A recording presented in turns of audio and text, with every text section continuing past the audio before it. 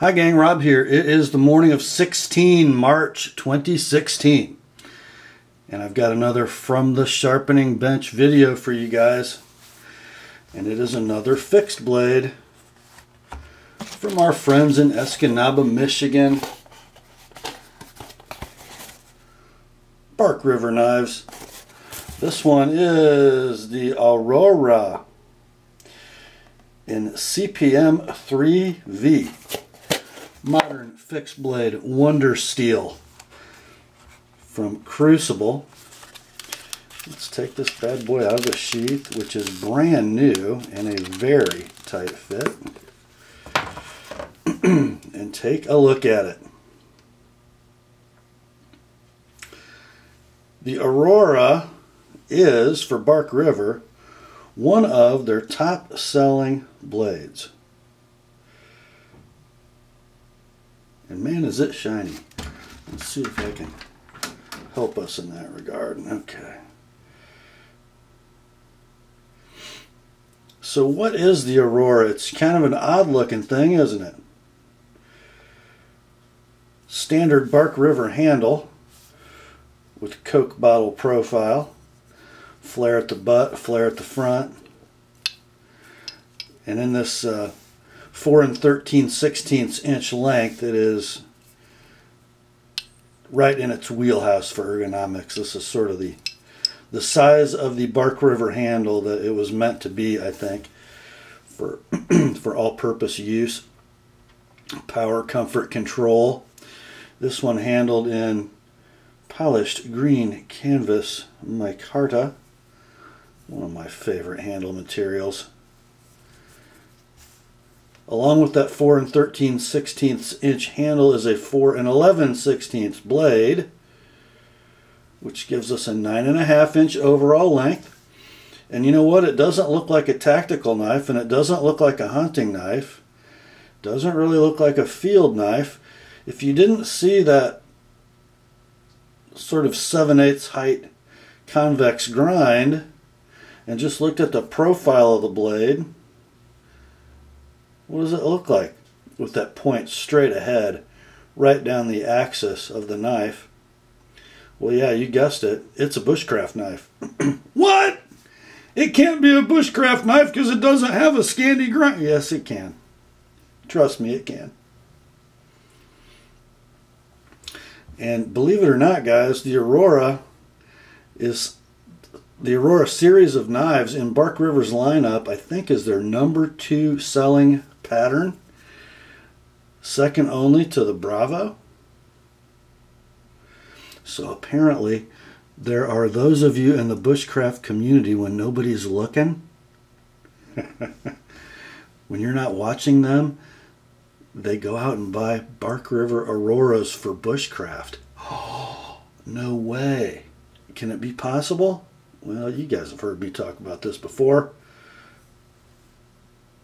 The convex grind and working with wood are a great match, and the Aurora is no exception. This is actually one of the first Bark River knives I ever laid my eyes on in person when I visited Knife Ship Free last fall.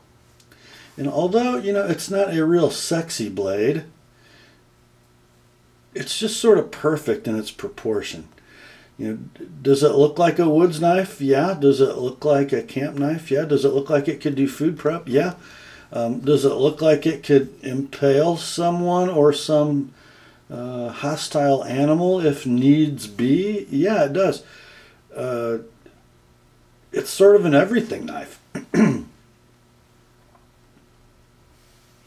To give you a size comparison, let's talk about another sort of everything knife with a way different profile.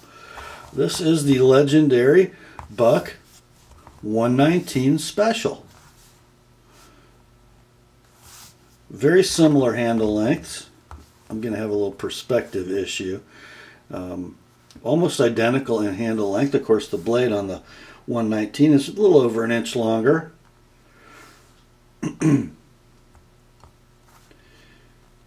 So about a 6-inch blade on the 119, and vastly different in its design.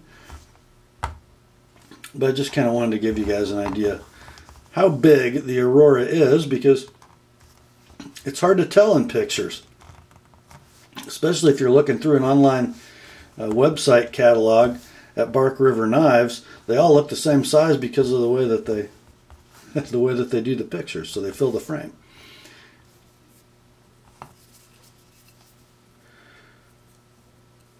You know, I didn't measure the stock thickness on this. Bear with me, my friends.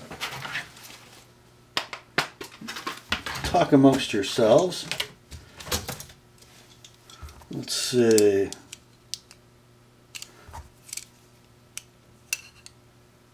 What does it say? 171. Okay.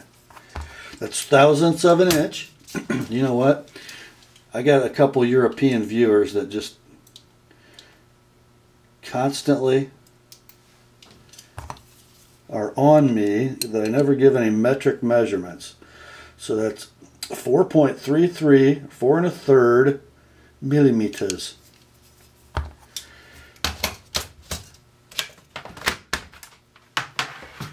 And you know, good brain exercise for you folks who don't live in the good old US of A. A millimeter is 0.0394 inches. So a little less than 40 thousandths of an inch is a millimeter. So you guys can learn to exercise your brains like we Americans have, because you know, we import some stuff, and even some of our own manufacturing has gone to metric. So we grow up here in the USA being able to do that conversion sort of on the fly in our heads. I digress. Anyway, the 3V version of the Aurora is that 4.3 millimeter thickness. They do make this in an LT, in a different steel, a little bit thinner. I think it's down around 150 in thickness, a little thinner knife for those of you who like that. I kind of do, actually. But this sort of chunky thickness has its advantages, I think. This knife looks really slender if you don't look at the spine, doesn't it? It looks like it would be a really thin slicer, maybe almost like a boning knife with some breadth. But compared to other Bark Rivers I've sharpened, I got to tell you, this knife is really designed to be beaten through wood. Along with that centered tip, we have a pretty thick dimension at the tip, as you can see. And that thickness carries down to the edge. The knife is fairly thin behind the edge for about the first half to 2/3 of its length coming up from the hilt. And then you can't really see this, you can feel it, and you certainly notice when you sharpen it, but it thickens markedly through this area of the blade from about here to the tip. So if you're drilling holes into wood with that centered tip, or if you are batoning through wood, this is going to be sort of your hard use beat on it area of the blade. And there's value in that, I think. But even at that sort of robust thickness, it's still a great slicer.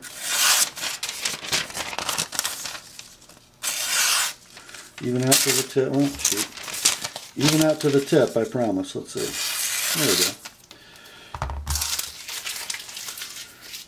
It's one of the things I love about the convex grind. You can profile it thickly, you know, sort of in that kind of a shape, or you can really thin it out like that. And you can make one knife sort of have two zones for different kinds of cutting. And even in the thick zone, it's still going to be very fine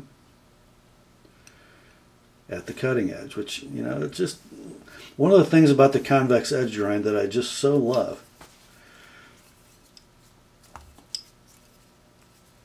Let's talk about the sheath a minute. By the way, this knife weighs 6.1 ounces by itself, so for a rather large knife, not that heavy.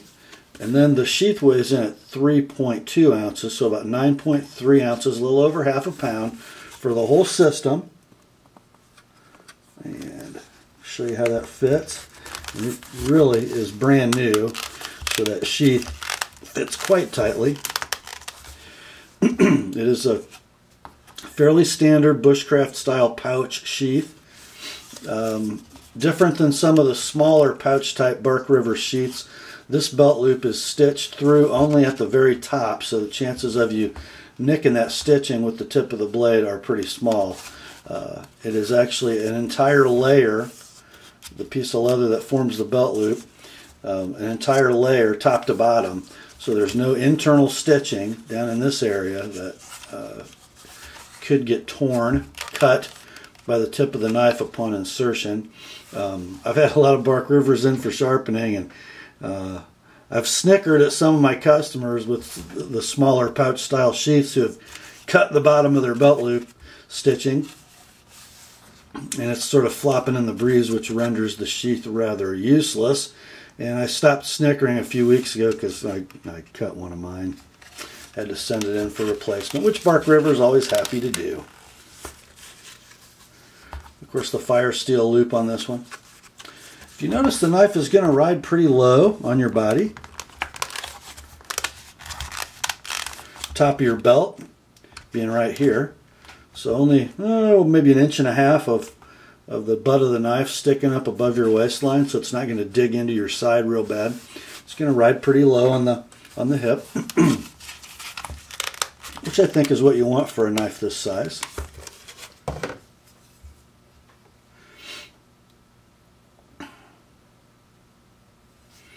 Of course, fit and finish, standard Bark River. You feel no transitions from blade tang to scales. The hardware is finished off just perfectly flush and nicely polished. How do we do on the grinds on this one? Let's take a look. We're nice and symmetrical where the plunge grinds terminate. Stock division's really nice. The edge is right down the middle. Nice job. I did have to give it a little extra room in the choil to get good edge to the base, just like we normally do on these. It's okay though. I'd rather have them leave too much meat than take too much away. Beautifully finished, and my post-sharpening satin came out pretty well. You guys probably know when you sharpen, you do a sort of a major sharpening on a convex ground blade. You're going to wipe quite a bit of this curved face, the primary bevel of the knife, to do it right.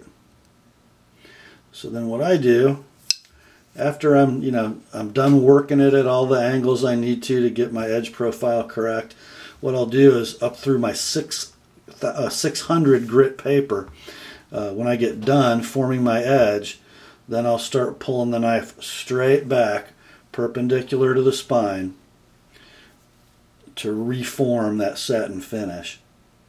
Now those passes won't go all the way to the apex, because you know that radius sort of decreases or gets tighter at the tips or at the apex. So you'll notice I've got that satin for most of the height of the blade, and then my 1000 and 2000 grit papers and then my strop system form the apex, and that's polished, as you can see. Pretty nice little process that seems to work well on these. This is a brand new knife. It was shipped to me from my customer Jim from Knife Ship Free.